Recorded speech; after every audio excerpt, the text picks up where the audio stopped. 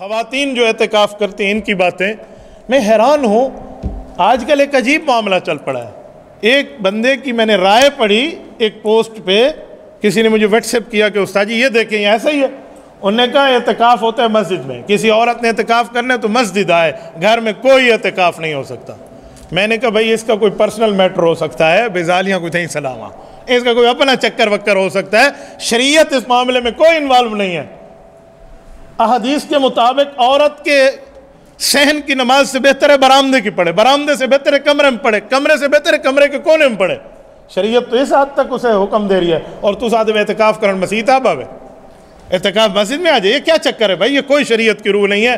عورت گھر میں اعتکاف کرے گی, اور گھر میں بہتر تو یہ کہ مسجد البیت ہونی چاہیے. ہر گھر میں ایک گھریلو مسجد کے طور پہ جگہ آپ بنا لیں, جہاں بچوں کی بھی لاشعوری طور پہ یہ مائنڈ سیٹ بن رہا ہوگا کہ اس جگہ ہمیں اس وقت نماز پڑھنی ہے, نوافل پڑھنے ہیں, باقی فرائض تو مرد مسجد پڑھیں گے, لیکن گھر کی ایک جگہ ہو.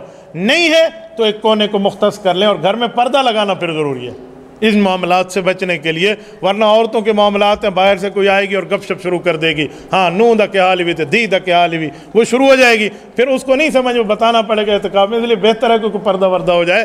ورنہ خواتین سے معذرت کے ساتھ میں کہتا ہوں, ان کی اصل باتیں کسی خاتون کے گھر آئے ہوئے شروع نہیں ہوتی.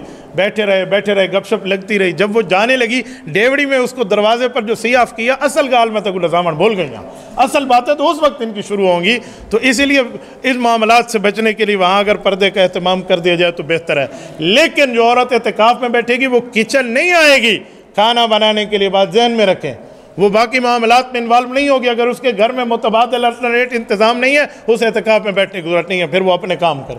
ہاں گھر کی بچیاں, خواتین, اس کی بہویں ہیں, اس کی بیٹیاں ہیں, وہ باقی کچن وغیرہ کے معاملات کو سالو کر لیں تو ٹھیک ہے. میں کہتا ہوں باقی کریں. اماں جی اگر اعتکاف میں بیٹھی ہے تو باقیوں کو اعتکاف کا ثواب بھی ملے گا, خدمت کا ثواب بھی ملے گا.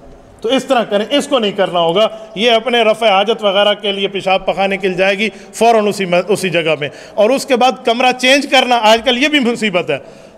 اس سال تو اللہ کا کرم ہے, اتنا زیادہ مسئلہ نہیں ہے. پچھلے سال گرمی تو پیک پہ تھی, تو کہتے ہیں حضرت وہ اے سی والا کمرہ نہیں تھا جہاں اماں اعتکاف میں بیٹھی ہے, اب گرمی محسوس ہو رہی ہے, امی روم چینج کر لیں, اے سی والے روم. میں نے کہا چینج کیا تو اعتکاف بھی چینج. بابا مولوی مسئلہ بناتا نہیں ہے, بتاتا ہے. ہمیں شریعت اسپیس نہیں دیتی کہ ہم آپ کو کہہ دیں کہ آپ کمرہ چینج کر لیں. آپ پہلے سے ڈیسائیڈ کر لیں مجھے کمرہ چینج کرنا ہے یا نہیں کرنا, جو کمرہ ہے بس اس میں آپ بیٹھ جائیں. ہاں اللہ نہ کرے کوئی زلزلے ولزلے کی بات ہے, چھت گر گئی ہے یا ایسا کوئی پرابلم ہے, پھر ایمرجنسی ہے, پھر مجبوری ہے, پھر اور بات ہے. ورنہ آپ صرف اس کے لیے کہ ادھر بچے زیادہ شور کرتے ہیں, اس بہو کے کمرے میں تو بیٹھ گئی, اب اس سے میری بنتی نہیں ہے, نہیں ادھر جانا چاہیے, ان چکروں کی بنیاد پہ آپ نے روم چینج کیا, اعتکاف کیا.